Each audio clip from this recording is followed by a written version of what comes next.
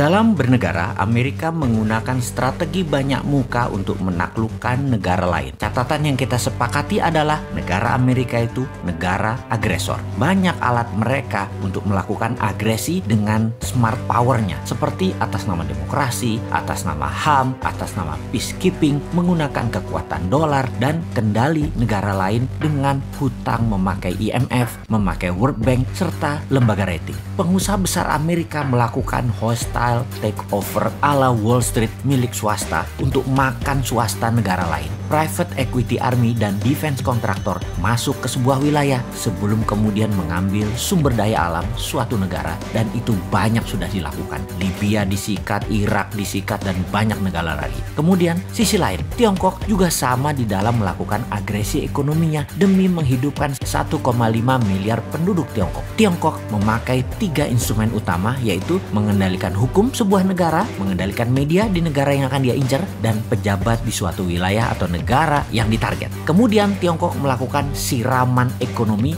melalui BUMN Tiongkok, uang Tiongkok, SDM Tiongkok, dan teknologi Tiongkok. Indonesia kalau bersama Mardigu Nation New Mind akan juga merubah permainan. Kita tidak akan mau kena instrumen Tiongkok dan tidak akan pakai lagi instrumen Amerika. Jadi ketika mendapatkan mandat siapapun New Mind, maka saran terpentingnya akan diubah pertama-tama adalah posisi Bank Indonesia. Kemudian Kementerian Pertahanan. Kementerian tersebut bukan bertahan dengan menguatkan bedil persenjataan dan mesin perang fisik, namun membangun 5 garda penyerangan. Sungguh, apa yang saat ini manajemennya di Kementerian Pertahanan hanya 1/5 dibandingkan apa yang akan kita bangun dalam Kementerian Perang atau Minister of War atau Department of War ala New Mind. Di negara berdaulat dan negara besar, Kementerian Pertahanan manajemennya dan actionnya sudah berubah sejak 20 tahun yang lalu. Indonesia sudah memiliki banyak panglima, menteri pertahanan, namun sayangnya semuanya old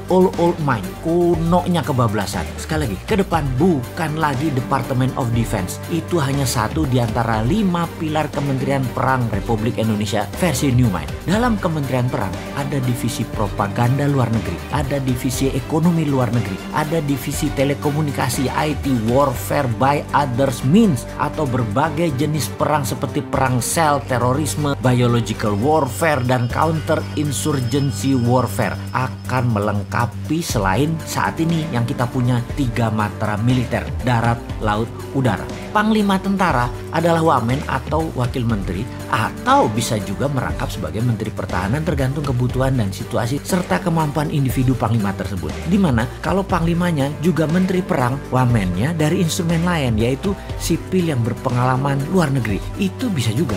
Atau dibalik, mana yang penting? Yang penting mereka paham, berani bertindak, dan cepat mengambil keputusan. Department of Homeland Security adalah kementerian yang membawahi kepolisian. Kepolisian sekarang tidak direct ke presiden, tapi di bawah kementerian. Kementerian Homeland Security dan National Defense Council di bawah Menko Pertahanan, Keamanan, dan Perang, Menko PKP. Ini nomenklatur kementerian baru. 3 pilar Mardigu Nation itu sederhana. Itu diwakili 1 Menko Ekonomi dan SDM, 2 Menko PKP, Hukum dan Politik, dan 3 Menko Kesra dan HAM. Di dalam membangun kekuatan serang, maka pasukan elit Densus Gultor menjadi 1. Densus di dalam, Gultor serang keluar, dan ofensif ke negara lain. Ini di bawah National Security dan Defense Council. Jadi kalau ada kementerian ditambah, pasti ada kementerian yang dikurangi atau ditutup. Maka Kementerian Tenaga Kerja akan jadi Dirjen Tenaga Kerja di bawah Kementerian Pendidikan. Juga Kementerian Pemuda dan Olahraga masuk ke Kementerian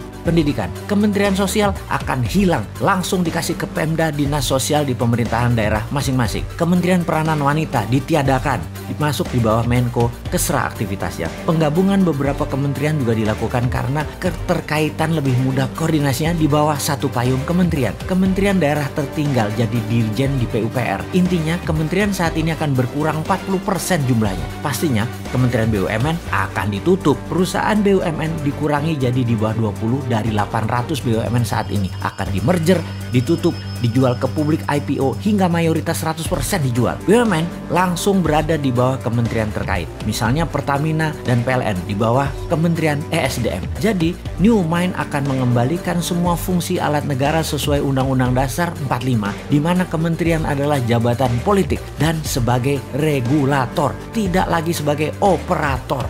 Kemudian pastinya swasta nasional pengusahanya termasuk UKM boleh membangun dan berbisnis sama dengan Pertamina serta PLN. Boleh punya sumur minyak sendiri, penyulingan minyak sendiri, distribusi hingga SPBU. Begitu juga di listrik, bisa membangun power plant sendiri, distribusi transmisi kabel sampai ke konsumen. Percayakah ternyata harga BBM bisa lebih murah dari sekarang, harga listrik bisa lebih murah dari sekarang, serta menjangkau seluruh wilayah Indonesia karena swasta yang bergerak. Makanya New Mind itu heavy on private, kalau Old Mind itu heavy on government. Bersama Old Mind rakyat hanya disuruh nonton serta keprok-keprok tok. Bersama New Mind UKM terbang menaklukkan dunia.